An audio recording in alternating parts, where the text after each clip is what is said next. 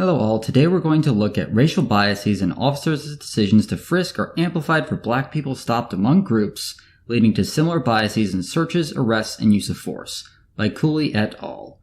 It was published in the August 2020 issue of Social, Psychological, and Personality Science. If you'd like to read the article for yourself, check the description down below for a citation and link. Recent high-profile fatal encounters between black civilians and police have sparked nationwide protests and thankfully increased dialogue surrounding police interactions with folks susceptible to prejudices. Unfortunately, the data shows that blacks and Latinos are more frequently stopped and frisked, not to mention victims of police force. There's actually evidence to suggest that white people stopped by police are more likely to have contraband. Now, while we can't identify the underlying mechanisms behind the discrepancy between how whites and people of color are treated by police, experimental studies suggest that strong stereotypes exist, in particular about black men.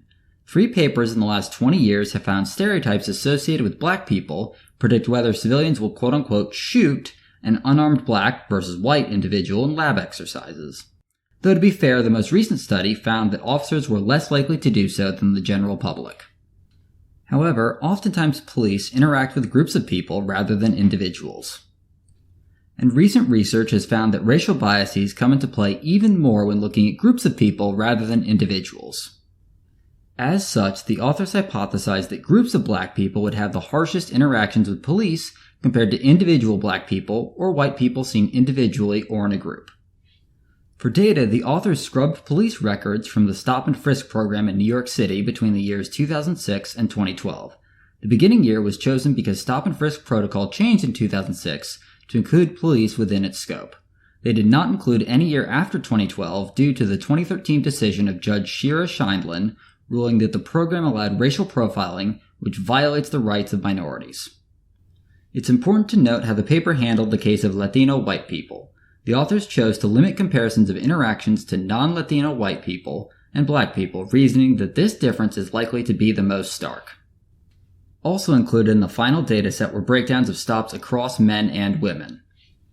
Cooley et al. Did some pretty advanced statistics involving multi-level models to control for any potential differences between the various neighborhoods in which stops occurred.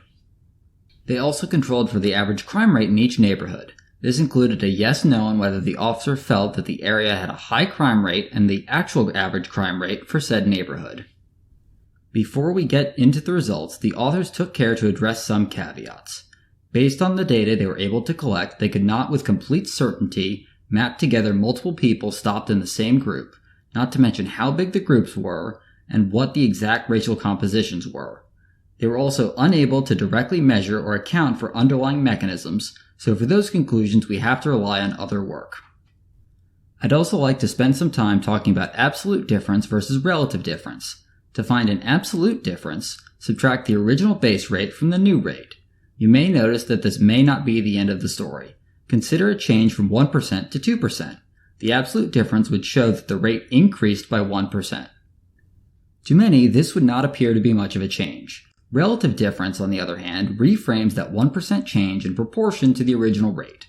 Mathematically speaking, it is the ratio of the absolute difference to the original rate.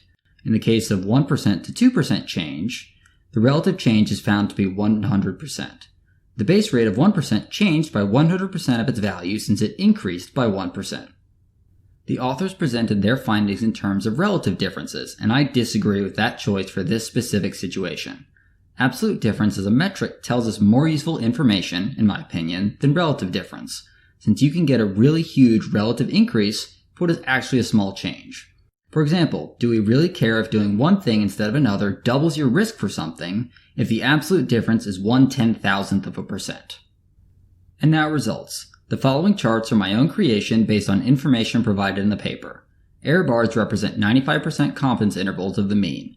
Here we see that within a stop, the officer was more likely to frisk black individuals than white individuals, and this difference was greater for group stops than individual stops.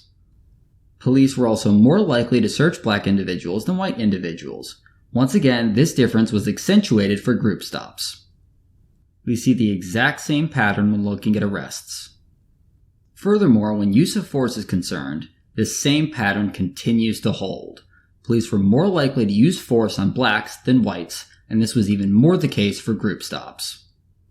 These differences could not be accounted for by likelihood of discovery of illicit substances or weapons.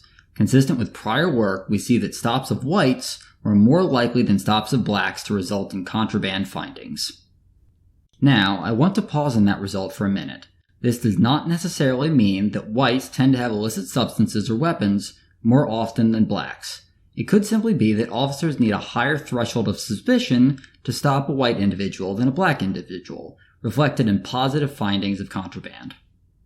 The keen-eyed among you may have noticed that the statistics I presented were Z statistics, not T's or F's. This is because for once we actually are studying the entire population, not a sample, so we can use the higher-powered Z test. So in sum, I think the takeaway is that black individuals are more likely to have negative interactions with police than white individuals. Black groups, then, are even more likely to have hostile interactions than not just individuals, but also white groups. Honestly, I don't have much more to say here. It's a pretty simple paper with pretty simple, if damning, findings. In the future, I want to see some research looking into what we can do to fix this issue. A lot of interesting ideas have been proposed, including defunding and restructuring police departments.